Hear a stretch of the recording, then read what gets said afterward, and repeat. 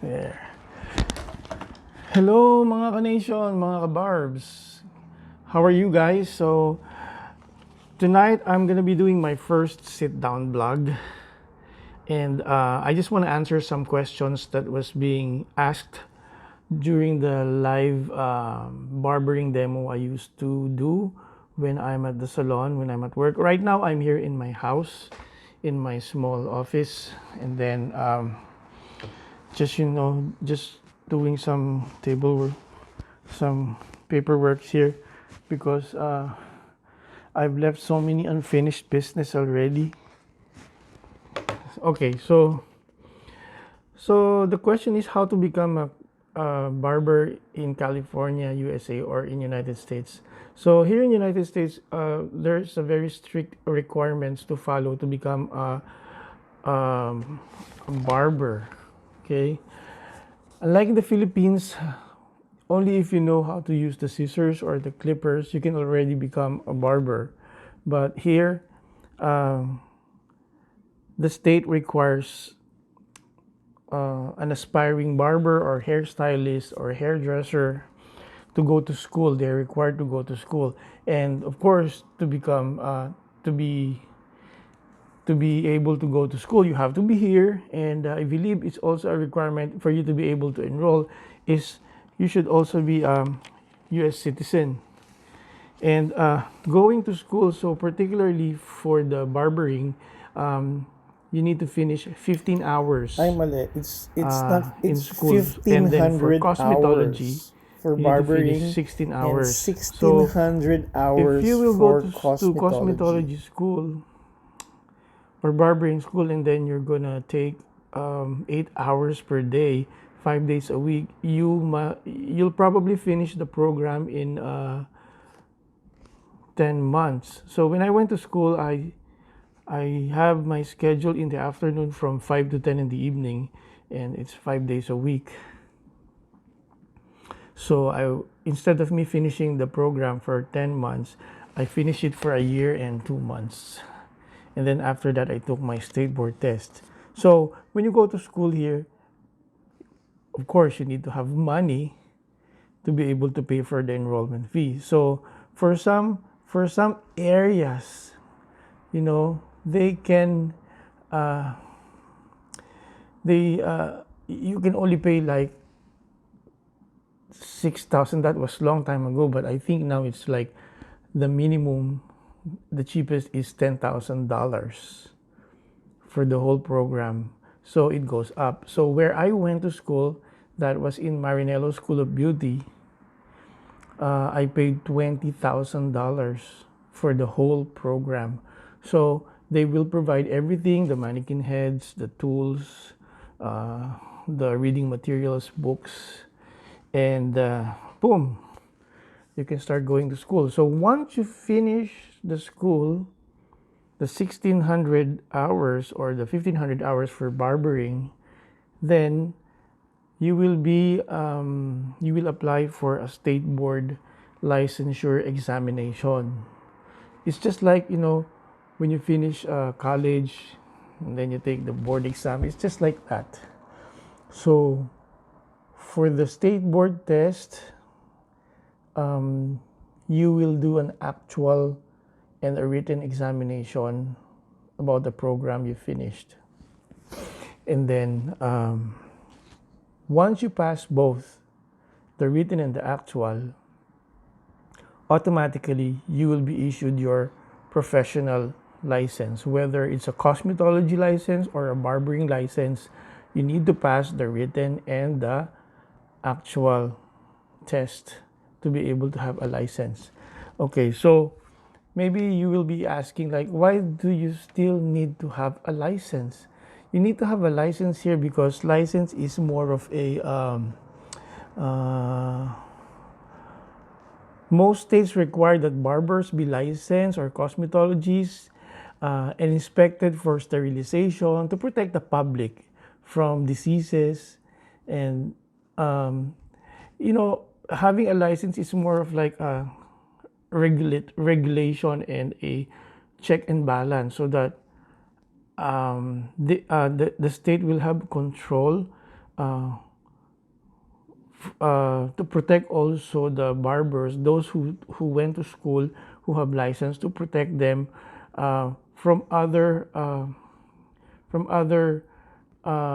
aspiring barbers who doesn't have license. So there are some aspiring barbers who do their haircutting inside their house or inside in their garage. It's like under the table, or being discreet, because once they're caught working without license, they will be cited for it, for violating, and it will cost them something. They will be in trouble. So you need to have a license also to protect also the client's safety. So syempre, if you have the license and then something happened,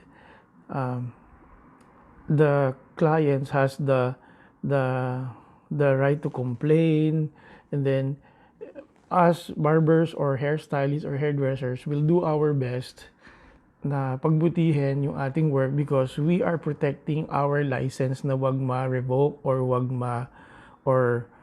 ma-confiscate or ma-cancel for violations.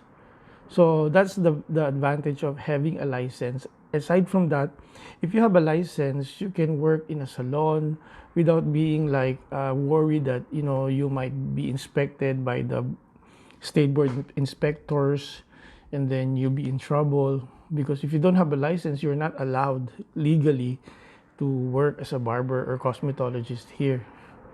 So that is how strict they are here, for the protection of other barbers, who licensed barbers, and also for the protection of the customers, and also for the efficiency and sanitation of the business, the barbering and cosmetology business. So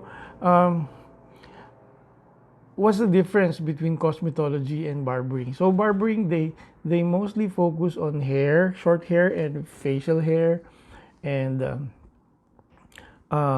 shaving, something like that.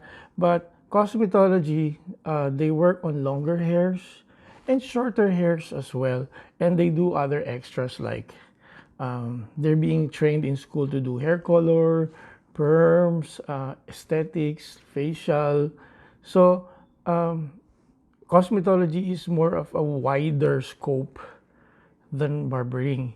So that's why when I was in cosmetology school, there are some other licensed barbers already who still enrolled to cosmetology because they wanted to expand their knowledge and skills, aside from shaving, from cutting hair, hairstyling hair. They wanted to go to cosmetology to be able to learn how to do color, highlights, perm, straightening, and other services like facial, massage. Yun ang advantage. That's why cosmetology requires more hours than barbering. So yun ang kaibahan. At pero when I took my cosmetology course, I was not really into like highlighting or color or other services, because I am mostly interested primarily only on hair cutting. I really like doing men's haircut. Although I learned everything, I learned women's haircut, I learned highlights, I learned color, I learned manicure, I learned pedicure, I learned facial, I learned hair straightening, everything. So I need to learn all of it, so that when I go to the state board test, those will all be given to the test, and I need to pass it for me to be able to get my license. Otherwise, if I don't get a license, I won't be able to work in the mall or in the salon that I can work like in open. I would only be hiding, like working in my garage. And working in inside the garage, or in a very secluded or discreet location, of course your client is also limited, aside from you being always worried that you might get caught, like working. What is that? Yeah, I'm just gonna close my computer. Wait, I'm just gonna shut down my computer so that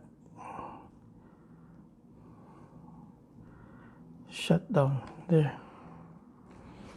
Yeah, so just like what I said, that's the advantage of having a license. And but in the Philippines, it's kind of like different. Just like what I said, if you only know how to use scissors or comb, cut hair, you can already put up your own shop and start your barbering business. Unlike here, that there are so many requirements like going to school, taking the board examination.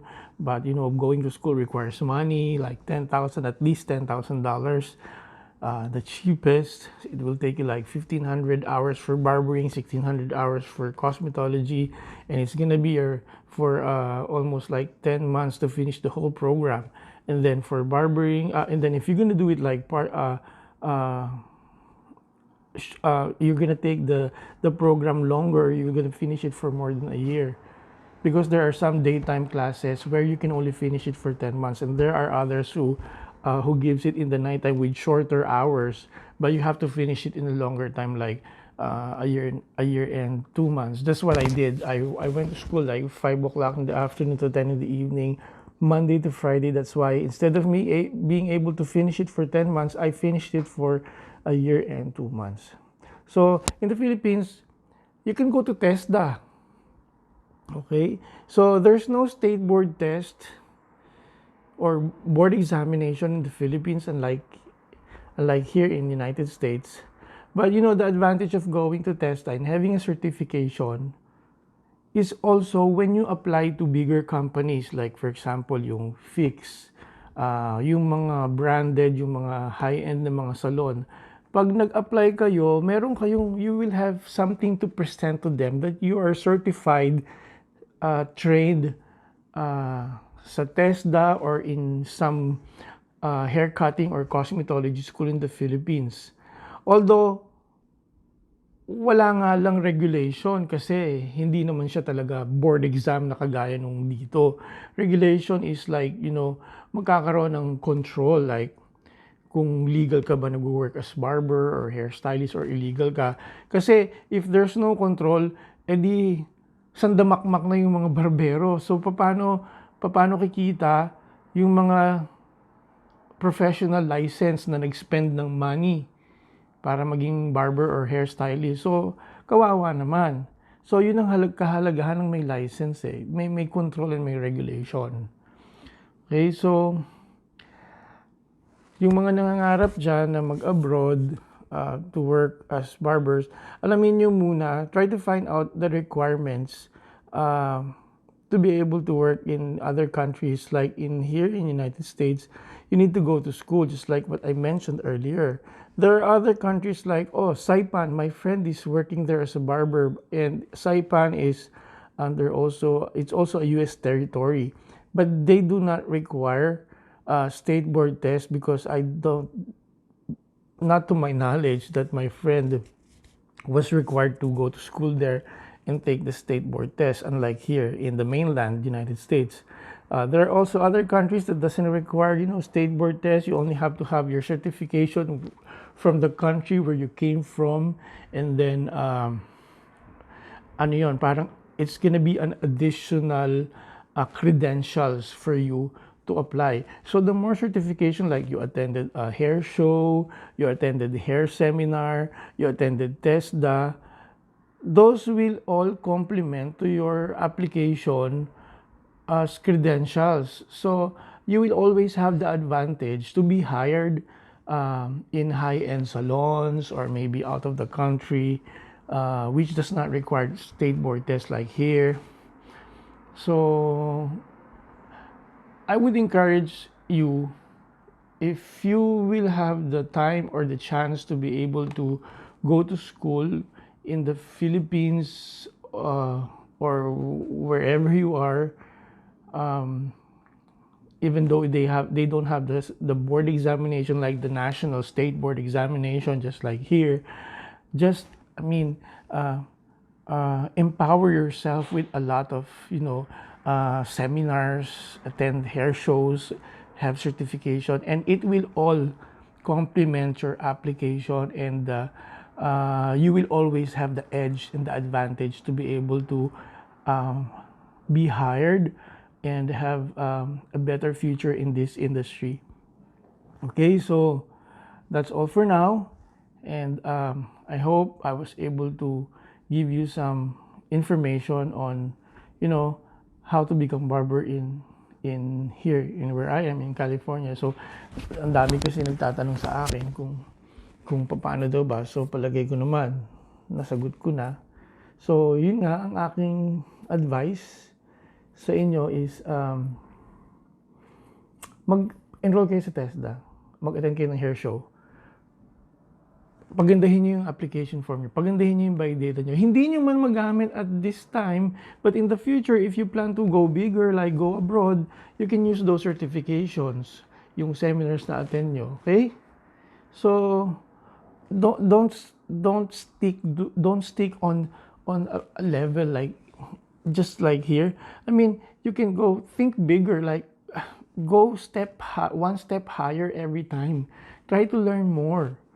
You cannot be always on this level kasi, you know, ang hair cutting always changes every time. So there are new techniques coming out, and you need to learn those para hindi kayo napag-iiwanan. So nakakasabay tayo sa trend. Okay? So, yun na lang muna, and by the way, dun sa mga hindi pa nakaka-subscribe ng channel ko, please subscribe my channel, PInoy Californian Dreamer, and like, comment, and share. And I'm hoping I'll be coming with more tutorial videos that I can share so that, you know, I'll be able to extend my learning para may matutunan din naman, especially yung mga kababayan ko dyan sa Pilipinas. So, good night sa inyo lahat. Don't forget, subscribe to my channel, PInoy Californian Dreamer.